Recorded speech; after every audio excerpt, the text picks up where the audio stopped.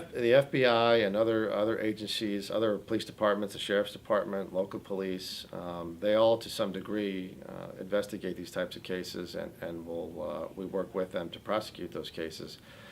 But for the federal agencies, there has to be a federal nexus for their particular involvement. And when there's not a federal nexus, there's only state funds involved, it's only a state offense, then they really are prohibited from participating in those types of investigations. We have worked with them, and they will provide us the information and pass it off to us, as we've done in several cases involving public integrity. But I think that the way we've been able to move forward on these cases has been on an ad hoc basis, where we're sometimes winging it and figuring out, which agency is going to do the follow-up, which agency is going to do the interviews. The public is trying to figure out who it is they report these things to. And we prosecute, but we don't have the investigative function that the police do.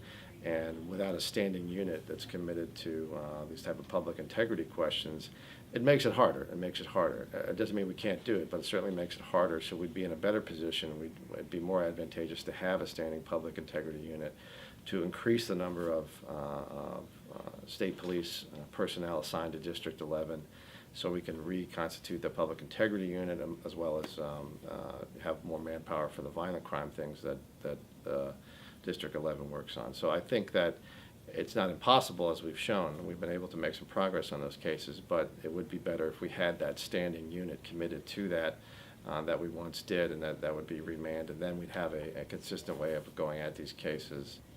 Mr. Lewis, what's going to be, you've just been named to this position in December. Can you tell us what your approach to the job will be?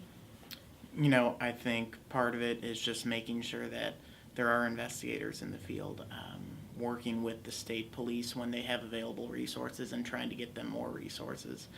And going through every complaint that we have, seeing if there is something there and working to follow up on it. The public deserves, at the very least, our best efforts.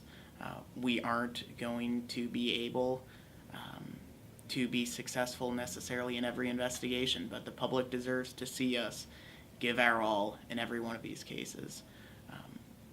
So much emphasis has been placed on violent crime, and that is correct in a sense, but the public needs to have confidence in the underlying institutions. Their local governments, as well as the state and federal government.